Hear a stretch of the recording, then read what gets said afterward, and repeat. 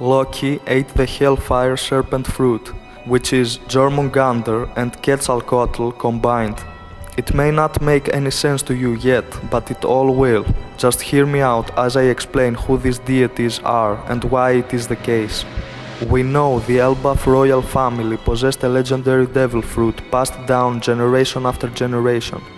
We also know how big is elbaf on the sun god legend. We know Loki claims to be the sun god who will bring about the end of the world.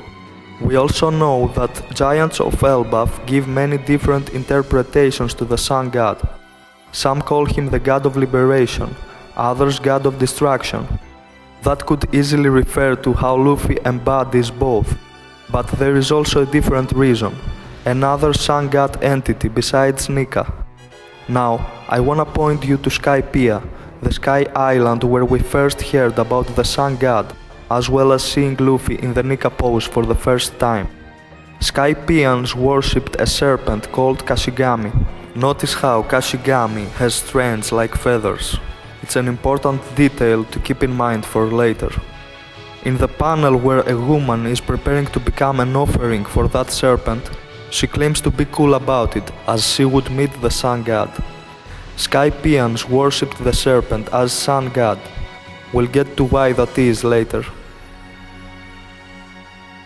In the Little Garden arc, Dory and Broggy mention that only the great serpent soaked in blood can withstand their attacks combined. Also in elbaf, we witness the serpent symbol on the attire Jinbei was given by the giants. Notice how it also seemed to have feathers on its body.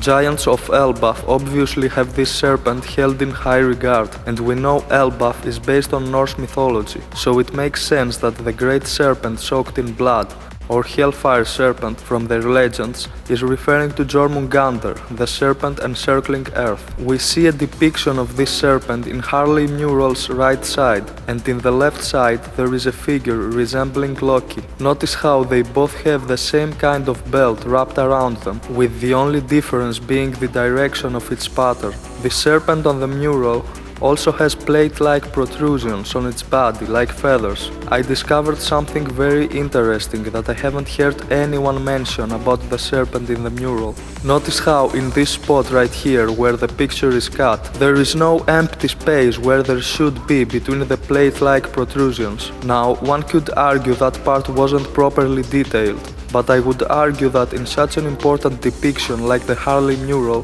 that shouldn't be the case and it is intentional. That part of the serpent's body is exactly where wings would attach if it possessed them. And yes, the great serpent is winged and is based on Quetzalcoatl. Now, who is Quetzalcoatl? Some of you may know this already, but for the rest, reading from Wikipedia. The name Quetzalcoatl comes from Nahuatl and means precious serpent or Quetzal feathered serpent, and in its literal sense means serpent of precious feathers. So a serpent with feathers is what we're talking about, and wings or not, it does match the serpent depiction in the mural, as the plate-like protrusions could easily resemble feathers.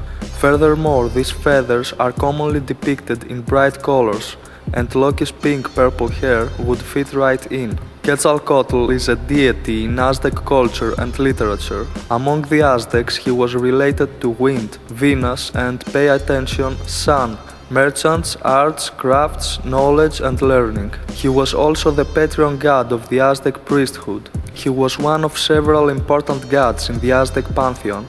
Quetzalcoatl was often considered the god of the morning star. Now, the morning star is also associated with Lucifer, and in my video about Imu's true identity, I pointed out how Lucifer himself is associated with the sun, and Luffy, who is a sun god himself, has been associated with Lucifer. Many One Piece tubers have pointed this out by now, so it's not just me spouting nonsense here. Furthermore, as the morning star, he was known by the title that I won't even try to pronounce, meaning Lord of the Star of the Dawn. Some legends describe him as opposed to sacrifices, while others describe him practicing them. This is fitting to the One Piece world, where there are radically different interpretations of the Sun God. Remember how Skypieans offered their version of Sun God Serpent, Kashigami, human offerings, while Loki is probably opposed to such a practice. And why are Skypians worshipping a serpent in the first place? Well, it is because their ancestors could possibly see the winged serpent flying around in the sky. This is where things get interesting, as I wanna point out the fact that in the One Piece world, a location is often inspired by multiple real-world locations or cultures. Alabasta, for example, is based on ancient Egypt and Las Vegas. Elbaf, besides Norse, is likely inspired by Aztec and Mesoamerican culture in general, as was Skypiea. Elbaf and Skypiea are likely related. Gunfall in Skypiea said there were two ways to enter Skypiea. One was the proper way, named Summit of the High West, and the other was the improper way, the knock-up stream that Straw Hats used. Gunfall added that coming through the proper way, you have to pass one or two more sky islands, which might be connected with the Heaven Realm on top of Elbaf. He said that through the improper way, either all die or all survive, but through the proper way, if you had brought 100 people, it would be a gamble as to how many would survive. We still haven't seen the proper way, and Elbaf seemed to be the last major arc before Laughtale and the final war, so Skypiea and Elbaf are in fact likely connected somehow. Then there is Rouge, whom we gotta meet at some point, and many speculate he will show up on Elbaf, and that would be interesting as he is from the Sky Islands. Now check this out, most Mesoamerican beliefs included cycles of suns. Often our current time was considered the fifth sun, the previous four having been destroyed by flood, fire and the like. 5 suns refers to the belief of certain Nahua cultures and Aztec peoples that the world has gone through 5 distinct cycles of creation and destruction, with the current era being the 5th. So, similar to Elbaf's Harley texts, Mesoamerican cultures believed multiple world-ending events took place in the past. Just rather than 3, they referred to 5. This goes very deep, and I will dedicate a separate video on the 5 suns creation myth, which offers insane insights in regards to One Piece, so stay tuned for that. What you need to know for now is that Quetzalcoatl served as the sun of the second civilization. The gods created humans who were of normal stature, with Quetzalcoatl serving as the sun for the new civilization as an attempt to bring balance to the world. But their attempts ultimately failed, as humans began to drift away from the beliefs and teachings of the gods and instead embraced greed and corruption. Now let's look at some depictions of Quetzalcoatl in other popular anime to gain even more valuable insights. In Digimon franchise, which as I've explained before deals with the very same themes that One Piece does, there is Quetzalmon, a Digimon representing Quetzalcoatl. Reading from the Digimon reference book, Quetzalmon is an armor-level mythical beast Digimon that evolved through the power of the Digimental of Light. It is an incarnation of the sun and wind that has the appearance of a wide-winged snake. This is further confirmation of Quetzalcoatl being associated with the sun. Although it is a very sacred being, it is said that if you attack it carelessly and incur its wrath, it will cast a deadly curse on you. That certainly brings to mind how Loki cursed when he was pierced by Shamrock's Cerberus. Then we have Type Moon franchise, where Quetzalcoatl takes the form of a woman, but I'm more interested in the lore behind it. Reading from the Type Moon wiki, Quetzalcoatl was one of the supreme existences in North and Central America, as well as in Aztec mythology. He is a gentle god who loves peace, and it is said that he bestowed many blessings to the humans. The meaning of his name is winged serpent or feathered serpent. It is said that he is called the god of wind, spirit of rain, the god of culture, and the god of harvest and life. There is also a legend that he is a sun god who governed the sun for a time. Again, confirmation of Quetzalcoatl being a sun god.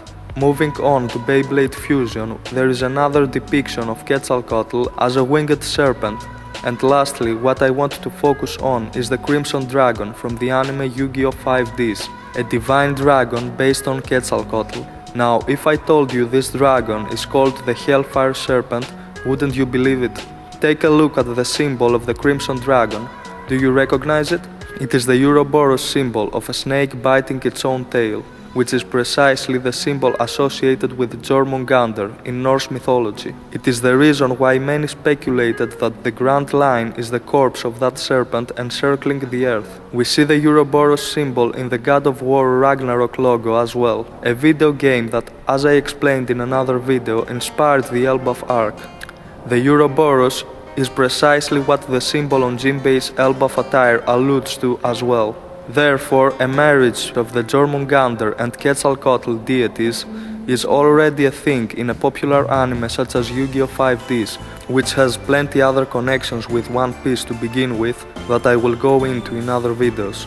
Last but not least, I wanted to mention Rayquaza as well, which is also inspired of Quetzalcoatl.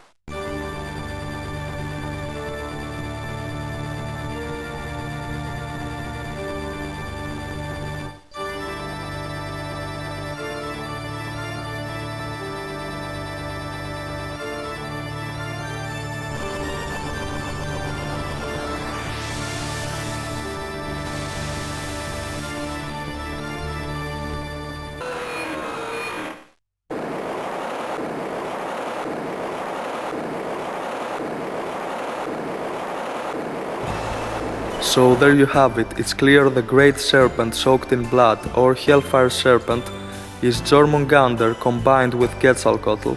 Let's face it, we're not getting multiple Great Serpents at this point in the story, and these two are way important deities to not be both implemented. Now to address some elephants in the room.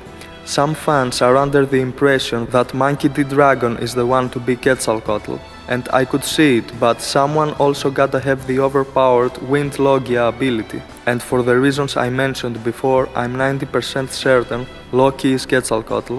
Many had also speculated Blackbeard being Cerberus, only to have that theory fly out the window as we found out that Shamrock's friggin' sword ate that fruit. Then we have the Loki being Fenrir theory. I do give this 10% chance, but here's the thing. Fenrir is largely unrelated to the sun, where Jormungandr is associated with Quetzalcoatl and therefore a sun god. Fenrir and Jormungandr are both Loki's offspring in Norse mythology, so it could be either. One last argument for it being the latter is that if Kaido is indeed King Harald's son, as it's been speculated, it would be very fitting for Loki to be another flying serpent like his brother Kaido. In any case, let's just wait and see. I'm planning to release more content regarding elbaf and One Piece in general, so stay tuned for that. Take care of yourself so that you don't miss it.